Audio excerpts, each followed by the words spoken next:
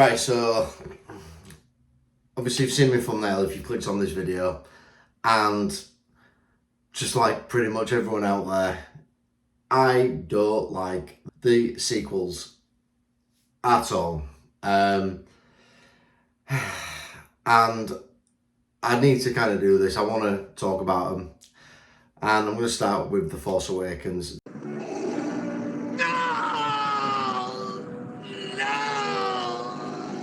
This is something that's more, I'll be honest, for me, to kind of get it off my chest, because I just think it were just done so badly, and I've got to talk about it. And I'm going to say that this is going to be quite a long video, and I might even do it record it over a series of days. So if you see changing your clothes, that's why. Because again, I've got a lot to say about it. And one thing that I don't want to do, because it's already been done countless times by big YouTubers, and I'm not one who wants to sort of toe the line in that respect.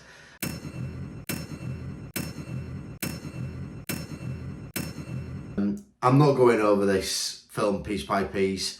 I'm breaking down, why scenes suck, or what was bad, or why this character don't work, or whatever.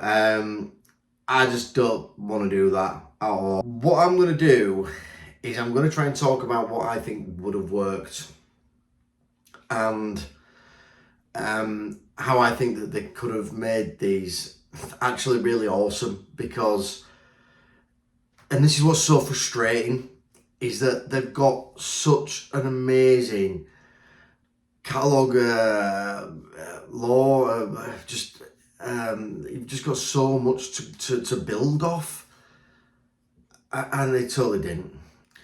So let's get into this. And first off, I'm going to say, as a standalone film for The Force Awakens, irrespective of what I've put, The Trash Awakens, as a standalone film, it's not that bad.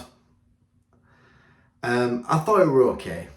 But there's a reason why it don't work. And yeah, the film still has flaws. As a standalone film, it still has flaws. And what I mean by a standalone film is this.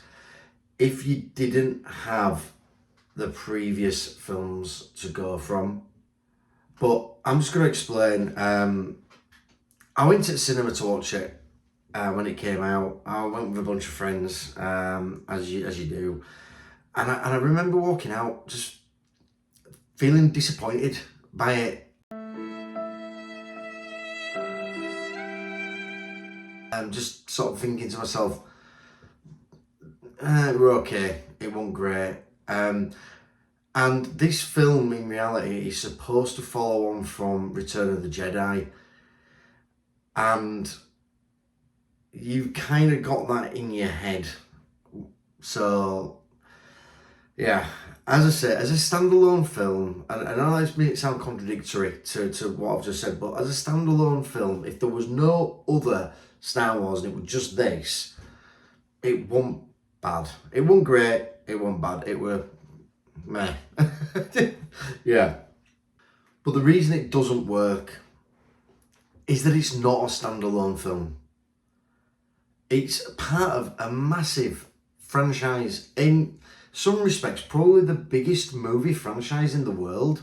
With this and maybe Marvel, they're huge, and it's not a standalone film, and it never could be a standalone film.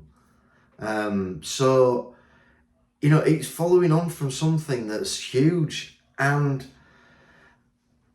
the reason why the first film worked, the reason why A New Hope worked, is that nobody had ever been introduced to this world before. No one knew about, the Star Wars, but the whole universe was completely and utterly new to everybody back then. And there was no established situation, who's the good guys, who's the bad guys, what's the situation, how have these people become so powerful, excuse me, how have these other ones become, like the rebellion versus the empire. None of that were established. And so when you haven't got something that's fresh and new, you don't have a preconceived idea of what it is. You just go into it and there you go. And so, now that we've got this established world, we've got, such a following with not just the films, again, and, the prequels. And I know people hate on the prequels, but I think looking back at them now, they're not actually that bad. And then they are more I guess, era. They were films coming out when I were sort of going through school and what have you. But, you've got, obviously, the comics, you've got books, you've got extended lore, you've got films, you've got series, you've got games, and a massive fan base. And because of all that's so established before The Force Awakens came out, that has to fit that narrative. It has to fit into that world. And it just didn't do it. And so let's just go back for a second here. In A New Hope, which I've not ranked the films, and it's something that I want to do. So I do want to do a film ranking, but A New Hope is, for me, it's certainly not the best, in my opinion, but it's certainly not the worst either. It can't be. But in A New Hope, we're introduced to this new universe. It's completely fresh. It's completely new. We have no idea what's going on. And that opening scene, which I'm going to put on screen now,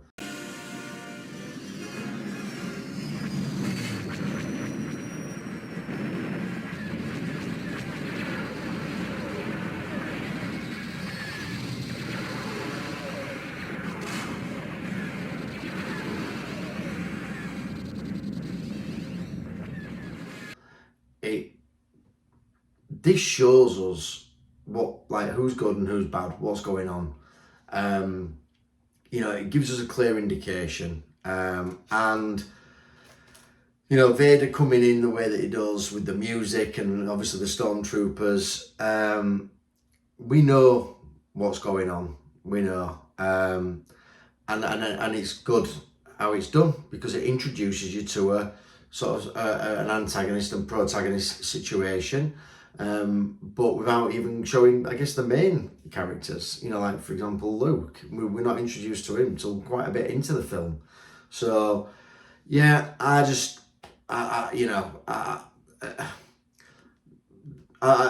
well done in that respect. Moving on to The Force Awakens. So, yeah, we get the scroll, we get the classic Star Wars text scroll, cool. But for me, I was thinking to myself, okay, right, bearing in mind I've come from watching the original trilogy, and you're like, okay, how's this First Order? How has this come about? Like, yeah, all right, saying it's 30 years later, whatever. How has this come about exactly? It's the ashes of the Empire, and we all know that, well, Luke, but it wasn't Luke, it was Vader who kills the Emperor, or takes out the Emperor, and then Vader dies. These two are the two leading characters in the Empire, and though, actually, this is one thing I really like about stuff like The Mandalorian, when it shows Moff Gideon, and showing other people that were part of the Empire that wanted to bring the Empire back, and those, how those people were such believers in the Empire, which you would have in the Empire, because it was massive. The Empire is huge. It's built up of hundreds, if not thousands, of planets or systems. So, of course, you're going to have people that are totally dedicated to the Empire. But we don't get this with The Force Awakens. We just get, it's the First Order, accept it for what it is. No, I'm not accepting it for what it is. Again, we've seen the Empire got obliterated pretty much. The Death Star's gone, Vader's gone, the Emperor's gone, and as far as we're concerned, yeah, there will, again, we're not sure on anything. You know, all we know from this point on is that the whole, universe is celebrating and the Empire's toast. And why call it the First Order? Why not just call it the Empire? Like, why does it have to be the First Order? Yeah, all right, you're making it. That to me just sucks. It's just stupid. No, thanks. Why? It's totally unnecessary. Do you know why they call it the First Order? Because that's a director or a screenwriter or J.J. Abrams or whoever trying to make it different from the originals, and they didn't need to do that. There is plenty of story that could be told following on from Return of the Jedi. No problem. They've already done it. They've done it. Again, The Mandalorian takes place after the Empire, and showing remnants of the Empire still existing. And this is where The Force Awakens just gets it wrong from the start. So, it's like, if you like, I don't know, designing a house, right? And you design it with the roof first and it's pointing up, your design is wrong already. So guess what? The rest of it's not going to work. And that is just where they got it completely wrong from the get-go, is this whole premise of the First Order. And you know what? Let's just have the First Order and there's a rebellion, but we're not calling it the rebellion now. And it's, it's a New Hope all over again. No, you just got it wrong. And so, yeah, if you're starting with the wrong ingredients, you're going to make the wrong meal. Yeah, you get my analogy. So as I said, rather than me talk about what's right and wrong in The Force Awakens and picking apart every scene and everything else, and hey, don't get me wrong, there are actually a couple of cool scenes in this. There is one scene that I really like. I think it's right at the start with Kylo Ren when he holds the blaster, holds the blaster bolt in the air. That is a cool scene, right? So there are some cool scenes here, but the whole film is not. And this is where I kind of want to sort of differentiate my video, my take on what I wanted to talk about. Again, picking it apart scene by scene. So, for me, The Force Awakens, and it didn't have to be, whatever you want to call it, shouldn't have been about this. For me, The Force Awakens should have been about rebuilding the Empire to what we see as the First Order. And you know what? I'm not calling it the First Order anymore because I don't like that name. It's stupid.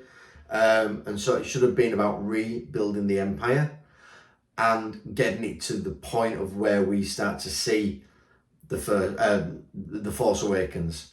And it could have been done so cool. It could have been done so good. And again, this is just my take. This is just my thoughts on it. And so here we go. So again, the Empire is massive. Massive. Billions and billions of people, different races, different species. But again, let's just say even just humanoid species. You've got millions. You've got thousands of starships, thousands. And again, thousands of planets. And as I said, there's people that are still going to be loyal to the Empire. There are still people that would have wanted to have that control. And even if they're not, dark side, and why I don't know saying dark side badly, why there might not be dark side people, there might not be Siths, but so what? They're generals, they're bureaucrats, they're government people. They all served a function within the Empire. whether it be, again, a war general or someone like, I guess, like a Moff Gideon. You know, obviously not Tarkin because he does die, but, you know, Tarkin type orientated characters. The blue dude who I've forgotten the name of, so yeah, you know, the blue guy. Grand Admiral Thrawn. There you go. I went to go double check because I just couldn't remember. I had a mental block. You've got these people that are still kicking about, and so of course, yeah, the Empire has been battered. It's lost the Emperor. It's lost Vader. So it's in a situation where, yeah, it's bad, but it doesn't mean it's just all collapsed. And there no doubt could have been the rebuild of it. And I think that in itself would have been a far more interesting concept, particularly if you sort of do it as a, you know, it's been built in the shadows and it's been built in a way where it's you know, I guess not like almost in a way like what happened in episode 2 and 3. You know, with Attack of the Clones. Well, all three of the sequels, but all three of the prequels. All three of the prequels though are not about the sort of rebuild of it. It's all about, well, obviously Anakin's journey to being Darth Vader, and what gets him there, but also about Palpatine taking over the powers that be, taking over the Republic and turning it into the Empire. So that's more of a, I guess, a focus on him doing that, as opposed to what I'm saying here is about people rebanding, regrouping, getting together, and in a way, it could be done. I mean, again, there's multiple different ways, but it could be that, you know, there's quite a bit of instability going on in the galaxy, because you've got different you know, parties, again, different races, different species that are maybe trying to grab control at this point, or trying to rebuild the Senate, because again, that were all up in upheaval because the Senate was the Empire. And, you know, while you've got these people kind of distracted and doing what they're doing, you've got the Empire, which I guess has been seen as completely, you know, destroyed. You've got these people, you know, rebuilding that. And it sort of brings me on to a game, and I'm going to bring this game, depending on when I release this video, I may have already talked a little bit about Battlefront 2 or not, but again, this is a video that's, I say, going to take me a while to get recorded and done. But if you haven't, and I'm sure if you're watching my channel, you have, but definitely play Battlefront 2 and also watch The Mandalorian, because they are in that zone where they are hinting on, particularly Battlefront 2, that actually the campaign mode is very much about the Empire being rebuilt, and, you know, it takes place post Jedi, and so you've got the, you know, the people there are trying to rebuild, you know, they are trying to re-establish the Empire, and it's really well done. I mean, I think Battlefront 2, and I'm talking about obviously the new one, it's not that new now, but still, not the one that was on like PS2, it is a really, really good game. It's got a decent one-player campaign, which does go through the kind of, you know, the Empire trying to be rebuilt by these various generals. It just doesn't go into too much detail into that, but it's the overview of the campaign. And then you've got, again, like The Mandalorian, which is very much focused on, sorry, not focused on, but it is very much about remnants of the Empire.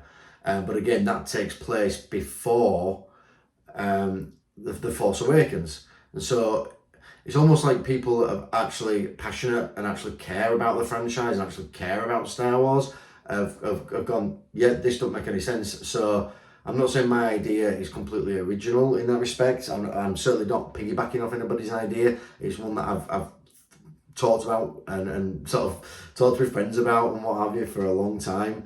And I think that film should have had a real overall sort of theme around rebuilding the Empire, and people wanting to rebuild the Empire, but doing it in a way where, again, it's under the radar, it's away from the eyes of other people that will have no doubt grabbed power after, after what happened with the Death Star and with Palpatine and with Vader.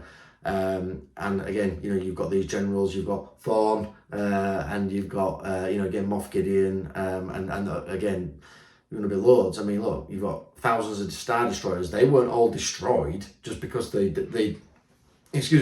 because the Death Star were destroyed. All these ships were still kicking about. So again, you've got not just thousands of ships. You've got captains. You've got generals. You've got admirals. These guys are all going to want to be part of that rebuild. And so with The Force Awakens, that's what I felt the premise of the film should be, the main sort of overarching story about the Empire being rebuilt. And within that, then you've got your characters. And if I'm to stick with the characters that we've got, so look, the main characters in this are Finn, who could have been done really interesting, and again, I'll go into that. Kylo Ren and Rey. And I want to start just by getting Rey kind of out of the way. And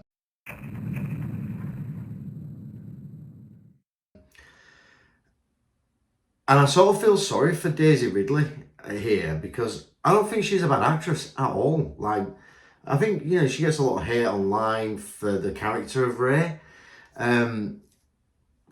Obviously she made millions off it, so you know what, take those millions and you could sail off into the sunset. But I don't think she's a bad actress.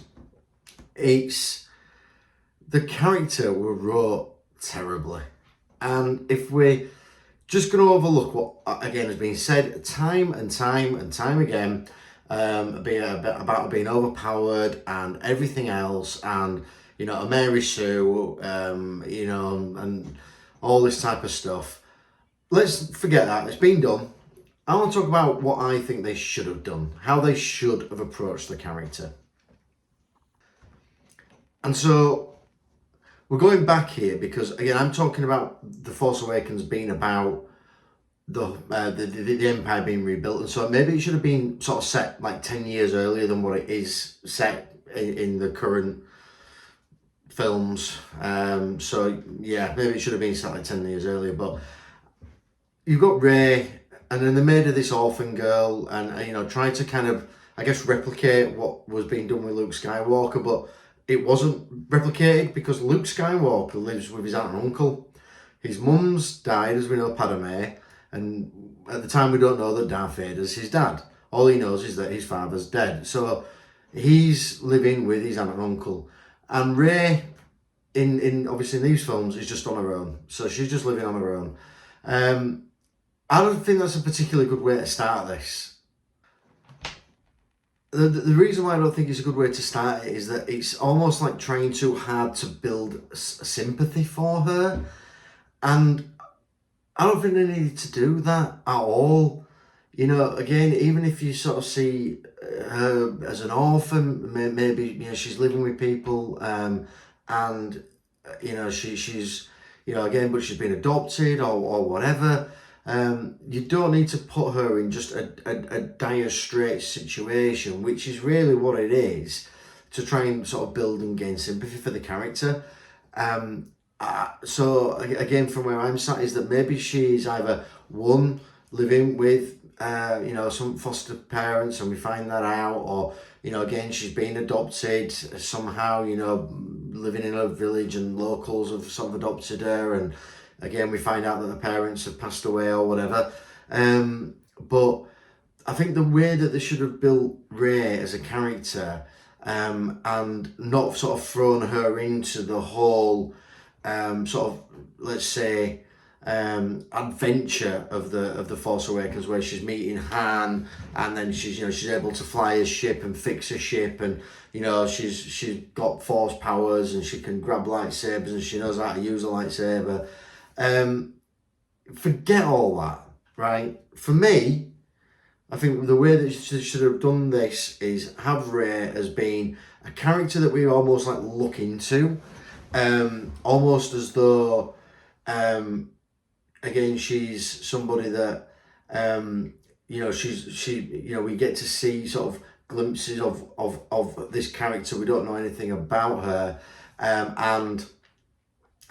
You've got, maybe she notices that she can move things. Not a lot. She might, want a cup and it kind of falls over or whatever. And again, just a more sort of subtle approach to the whole character, and us sort of being introduced to the fact that she has got force powers. She is force sensitive, and with the whole rebuild of this of the Empire, as I say, I think it would have worked better if, again, it's kind of like people are hearing about it. There's rumors, there's attached to it. There's maybe resources being stolen to help rebuild these ships. Rebuild this Starkiller base, what they've got, instead of it just appearing out of nowhere.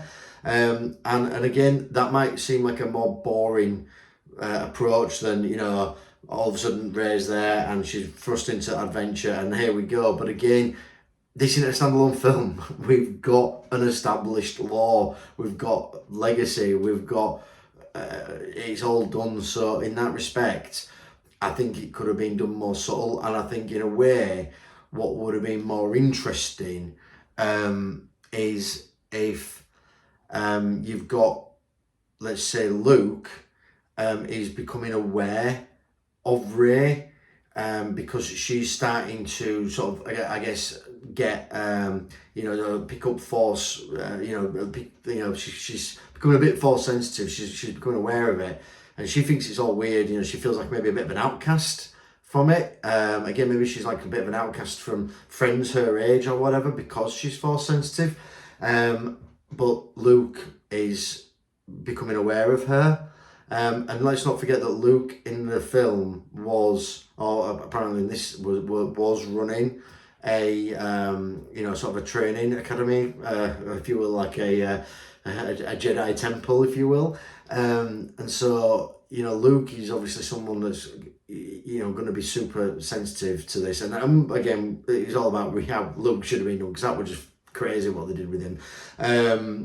But anyway, I just think that, albeit a more boring way to approach Rey as a character on the surface, that it would have made a better overall arcing story for Rey moving on into the other films, and that Rey is somebody that's, again, she's becoming force sensitive, and we're just seeing glimpses of it, and she's sort of becoming aware, becoming curious about what was the Empire, who were the Jedi, why is this history being erased, wanting to learn, asking, sort of questions. And again, you can make that actually interesting and interlace that with other things that are more dynamic to an action orientated film, and not have her part being that.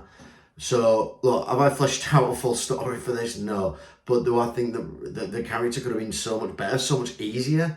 Yeah, absolutely. So Rey I just hated the way that they did it, the way that she comes out of nowhere, she's super force strong, it was just really poorly done. And again, don't need to go through all the scenes that suck on that. It was just poorly done.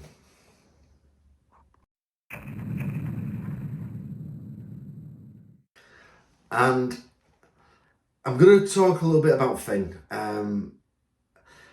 Bearing in mind what I've said in this video about how I think it should have been approached, that, the rebuild of the Empire. The Empire, it was built off the back of the Republic. And so the Republic built its army, its stormtroopers, through cloning. We know that, that's established. And whether or not those cloning facilities were destroyed or whatever, I don't, again, we're going a little bit sort of deeper there, but that's how we know all the stormtroopers were clones, off Order 66. So that's something that we know. And in the new version, in this film, in Force Awakens, obviously Finn is not a clone. He's not. and we're left to assume that maybe the other stormtroopers are clones. And I think it is mentioned again. It's a while since I saw the film, but and I'm not putting myself through watching it again because I just don't like it. But I believe that it's mentioned that it's part of some kind of child program where, you know, the First Order, the Empire, is grabbing kids and training them and on brainwashing them and what have you. I have to say, as horrible as that is, it would have been an interesting concept to explore, and I can't believe that they didn't do that. Again, they started the film too early on, and it should have been about the whole empire being built. But if you've got Finn in there as somebody who's having flashbacks to when he was a kid, flashbacks to a different type of lifestyle, and knowing that he's wrong. I mean, he literally shows up as a stormtrooper, doesn't like what he sees one of his guys die, and then all of a sudden sort of flips. And it's like, that wouldn't happen. You know, if you've been brainwashed to such a degree that you're going in and you're fighting for, you know, the cause that you think is right, then that wouldn't happen. You wouldn't just see that and go. So the whole concept of Finn's having flashbacks and seeing, again, a different lifestyle and, you know, how life used to be, maybe the brainwashing didn't fully work on him. And I think him, you know, exploring, you know, wanting to break away from the Empire. Again, I'm calling it the Empire. Break away from the Empire, and it's something that is done that takes a lot of time, and it's not just like, I mean, it happens so quickly. And again, look, you know, they've just tried to action pack the film. They tried to just pack everything into this one film. Where instead of thinking about where's his story going to be in the next film and where's his story going to be in the film after that, none of that were considered. It were like they just wrote it, you know, like, oh, this is what I think today, this is what's going to happen. It wasn't planned out at all. The whole sequel series is evidence of that. The fact that this character, you know, he should have been, in my opinion, in this film, trying to explore who he really is, where's he really come from, and, you know, having that conflict of character. So for me, with Finn, it could have been such an interesting character. And again, you've got somebody that's almost like being able to work from the inside, because he is a stormtrooper, so he could work from the inside. Maybe he tries to communicate with people outside of the Empire. Maybe he tries to you know, contacts with people that are in, you know, the resistance, as they call it, again, the rebellion. But yeah, it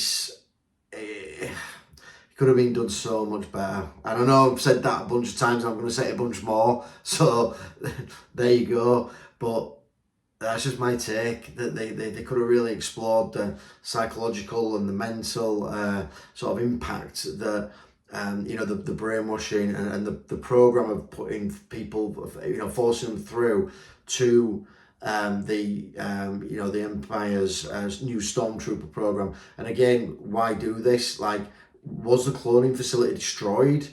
Again, you know, we've got remnants of the Empire that knew about the cloning facility and knew what Stormtroopers were. So were they no longer available, and they were forced to go and get, you know, go get children and train them up? And, you know, I'm not saying we should have seen Finn's journey through that. But, you know, we could have seen, again, flashbacks of it. We could have seen him being taken away. We could have seen sort of elements of the whole brainwashing program, and made it quite brutal, to be fair, you know, make it sort of so you're really sympathetic towards this character. We didn't get any of that. We didn't get any of that. And so they made him a bit of a comedy character, really. And I just didn't think it worked at all. It certainly doesn't work later in the other films, where they tried to make him a bit of comedy relief. And I would imagine the actor that was playing him as a character was just looking at the script going, what the hell? So yeah, it there's so much done wrong, and I think so much they could have done right so easily, with all the options they had available to them, and it's just they just didn't even explore any of that. And so, obviously, putting Chewbacca and Han Solo to one side here, because they were put in for as member berries. Tricorders? I remember that. Oh, and remember Bionic Man? Oh, I remember. I loved Bionic Man. Remember Chewbacca again? Oh, I love to remember Chewbacca. Remember? They were. And that whole thing, the whole situation with them didn't work, in my opinion. It sucked. I appreciate Kylo Ren could have been a really interesting character, and the whole he is Han Solo's son, but you had this constant thing with Kylo where he's wanting to be a bad guy and he isn't a bad guy. He's constantly being pulled to the light, as he says, and he talks to Snoke about it and everything else. The whole concept, in my opinion, should have been flipped with Kylo. So let's talk Kylo Ren.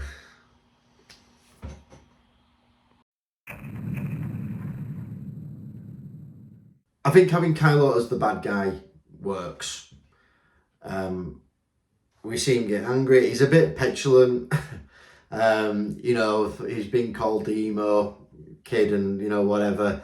And I don't think they should have demasked the guy in the first film. I don't think he should have killed Han Solo in the first film. I think there should have been a lot more build up to that. Again, they threw it in, there's been talk, Harrison Ford wanted to let Han Solo die, but I think if we would have wrote the whole story correctly, we could have had this so much better. But for me, I think the way that they should have been, they should have had Kylo, is that in the Force Awakens, he's a bad guy who's trying to resist the light. I think the way he should have been done is he's a bad guy. He's the bad guy. He's wanting to follow Vader's footsteps and everything else, and he's got that about him. But that it's almost like he wants to be on the light side. He knows it's the right thing to be. He knows it's the right way to go. But he's not in the same way. I mean, look, the reason why Vader became Vader from Anakin is the whole thing with Padme and him thinking that Obi-Wan Kenobi were, cheating on him with Padme, and so it's love that's drove him to obviously the fight with Kenobi, and then obviously what happens to him, he gets burnt up and cut to pieces, everything else. The guy's done, and he's sort of exploring the dark side to try and save Padme, and ends up just kind of getting pushed down that road to the point where he's got nowhere else to go. I think with Kylo, I sort of think it could have been done differently. And I'm trying to get my thoughts out here on this, but I think it should have been that it wasn't Luke who was training him. Yeah, so it wasn't Luke that was training him. I think this could have been done in a way where Kylo's stolen as a child. We know it's Leia's son. We know it's Han Solo's son. We're shown that.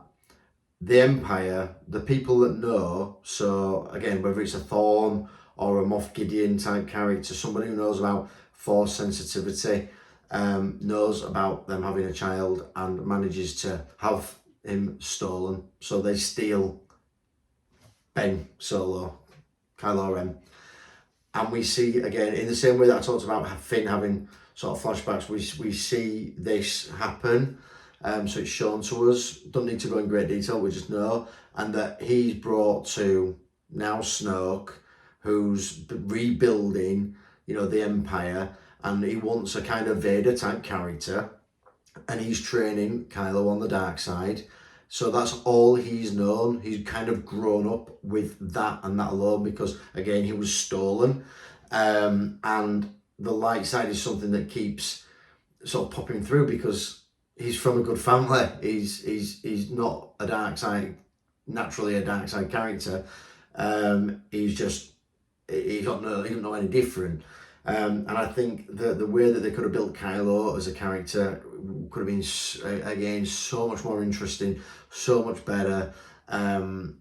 There's just so much that could have been done great here, and it just wasn't. So I think that, again, that would be my kind of take on it. Again, I've not fleshed this out. It's not like I'm writing a script for this. It's just my thoughts. But I think if they got Kylo again as a child, brought him in so that he was exposed to the dark side, only knew about that, in the same way that they did with the Orphan Troopers. But again, he's they're building him to be a Vader type character. Then we could have seen that journey. And what we've got for the first film in respect to that is we've got Rey, who's kind of growing up on her side, on the kind of the light side. And learning, that there's something not right. She knows that she's kind of got powers, but she doesn't know what they are, as I mentioned, before. You've got, in the middle, you've got Finn, who is going through this kind of journey of, who am I, why am I a stormtrooper? And he's giving flashbacks into, his whole sort of background. And then you've got, maybe like Han Solo, his story could be trying to find Ben, find Kylo, not knowing what's happened to him and trying to find him, and he's that type of character. He's a smuggler. So, that could have been an interesting story for him. And then, you've got Kylo that, as I say, he's kind of, he's wanting to be pulled into the light side. He wants to be, rather than him resisting it like he does. And you've got kind of Snoke and, pulling him back in and, telling him about Vader. And he don't know that Vader, he doesn't know, or he wouldn't have to know at this point, that Vader was Anakin. He could just say, you're the grandson of Darth Vader, the most powerful sort of Sith Lord, and fill his head with all this, and you kind of got to live up to him, rather than kind of using it against him, which they do, saying he's no Vader, which again doesn't happen until the next film, but still, they could use that as like a way to sort of imprint on him that, like, okay, this is my family lineage and this is where I'm coming from. So yeah, there's a lot of jumbled thoughts, but hey, there we go.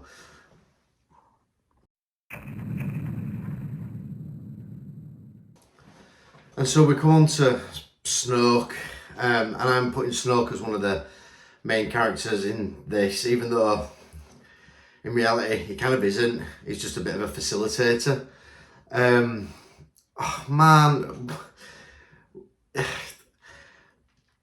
Again, just done just terribly. Maybe I'm using the fact that the film, what goes on after this film, kind of just takes it away from Snoke, because, look, we know. But this character had so much potential. We've got a character that is very mysterious, Emperor-like, I guess. Again, bearing in mind A New Hope, all we heard about the Emperor was one word. The old Senate will no longer be of any concern to us. I have just received word that the Emperor has dissolved the council permanently. That's all we knew. And, with this, we get to see Snoke quite a bit. Fair enough, it's not physically him.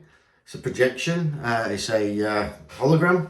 But it's still him. And he's demonstrating he's very powerful, particularly with the Force.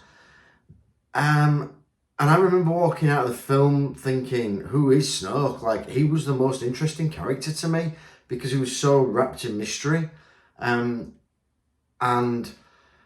so maybe you could argue that actually they did Snoke really well in the first film, and then they just screwed it up thereafter. I remember just thinking, who is this dude?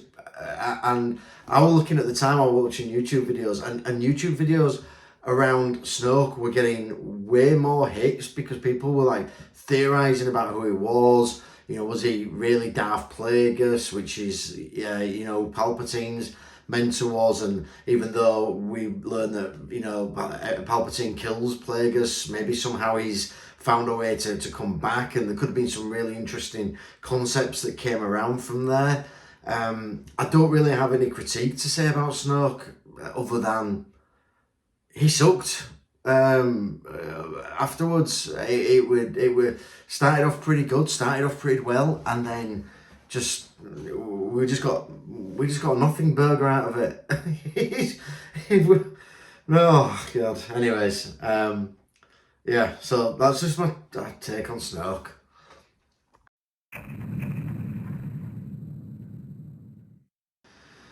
And so, finally, I appreciate he's not a main character in this particular film, but my God, is he not a main character anyway? And he's in it right at the end. Obviously, Luke. And I don't understand why they used him the way they did. Even Mark Hamill has said that, and even George Lucas has said it as well. My take on this, very quickly, is sure, he shouldn't have been a main character in this film. I agree, it's time to move on and let new people have a story, let new people be involved. Totally get that.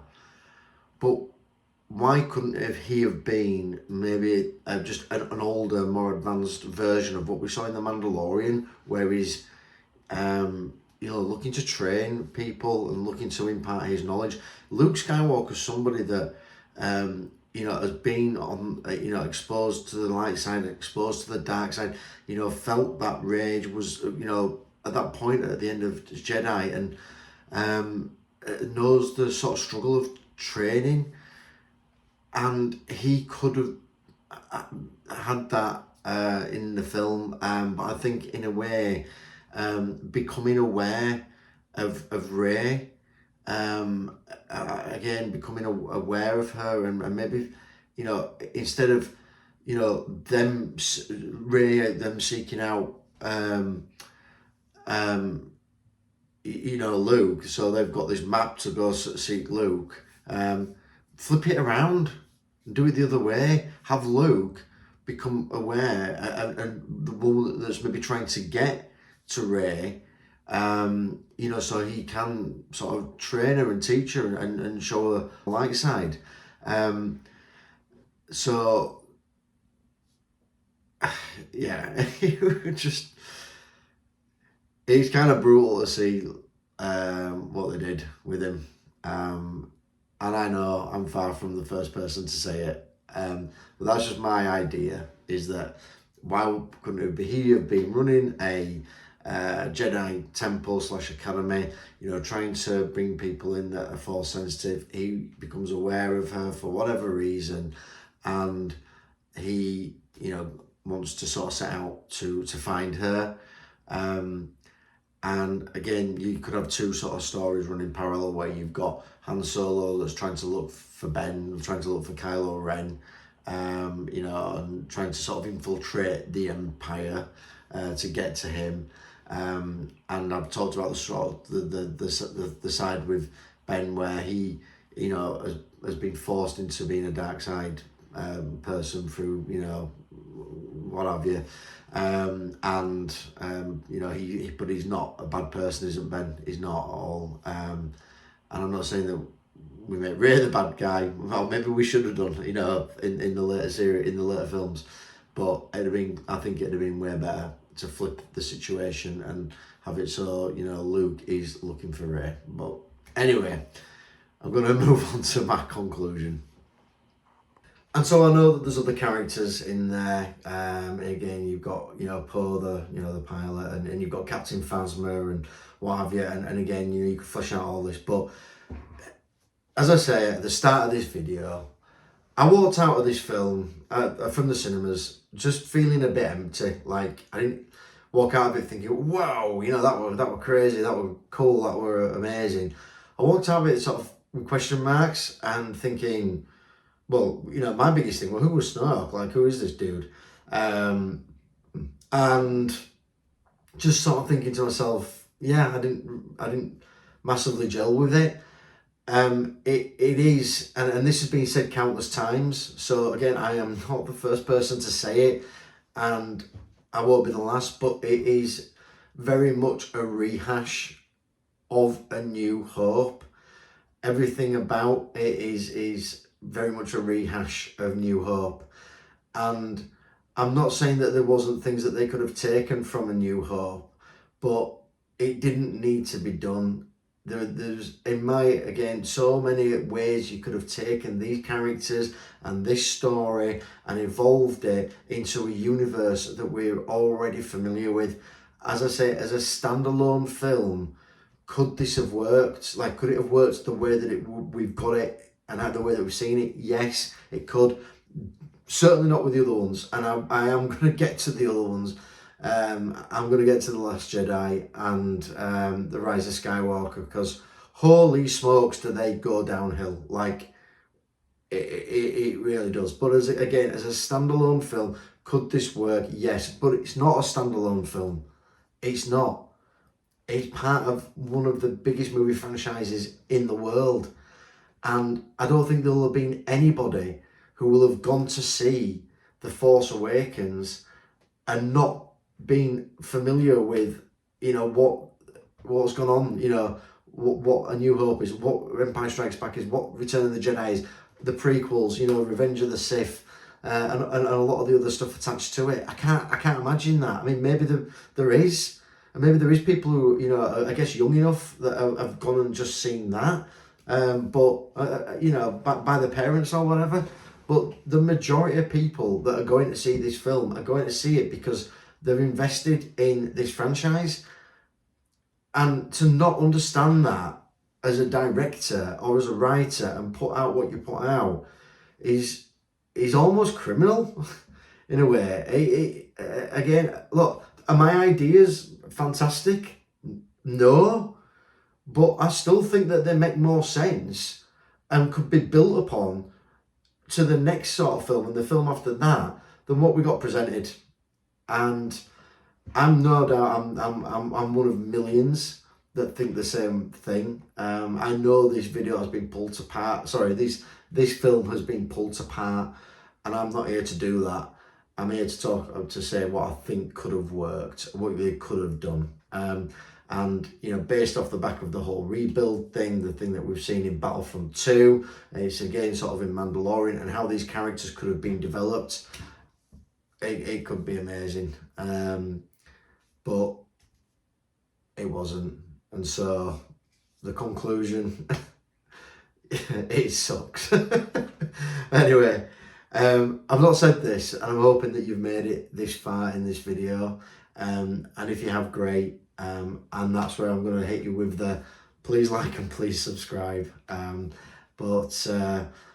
Yeah, you know, again, we're slowly building, and every single subscribe is one that is so, you know, means so much to me. So thank you for that, and I will hopefully see you in the next one.